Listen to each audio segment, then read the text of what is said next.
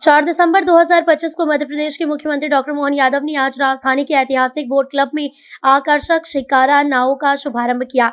इस अवसर पर उन्होंने कहा कि भोपाल की झीलें शहर की पहचान है और सरकार का लक्ष्य है कि पर्यटन सुविधाओं को विश्व स्तरीय बनाते हुए राजधानी को देश के प्रमुख पर्यटन स्थलों की श्रेणी में स्थापित किया जाए। मुख्यमंत्री डॉक्टर यादव ने कहा कि शिकारा नाव की शुरुआत से भोपाल की पर्यटन गतिविधियों में नया आयाम जुड़ेगा।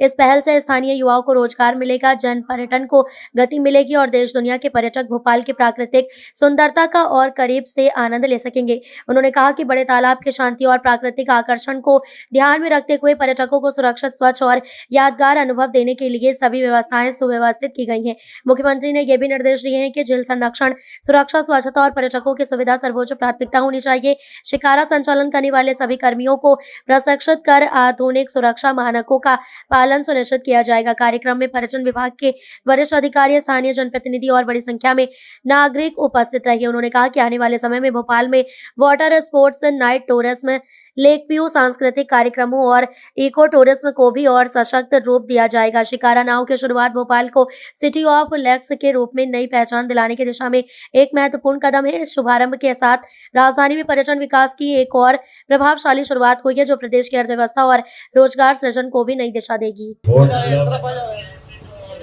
आजाद फौज के द्वारा बनाए 1000 साल पहले इस सबसे सुंदर तालाब में, बड़े तालाब में डल झील की तर्ज पर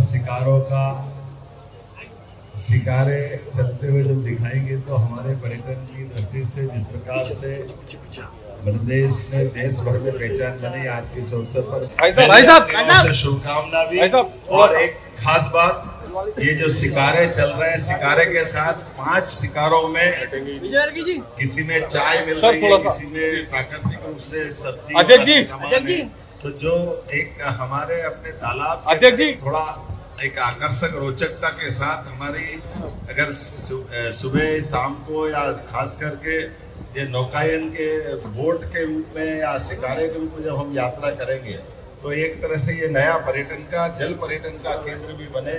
और इसमें खास आनंद ये भी है कि शिकारे जब यहाँ चलेंगे तो एक अच्छी बात है कि पूरे साल चल सकेंगे। शिकारे कश्मीर के अंदर जब बर्फ जम जाती है तो जाम हो जाती है। सौगात के लिए मैं बधाई भी देता हूँ और उम्मीद करता हूँ कि यहाँ इस सौगात का प्रदेशवासी भी लाभ उठाएंगे।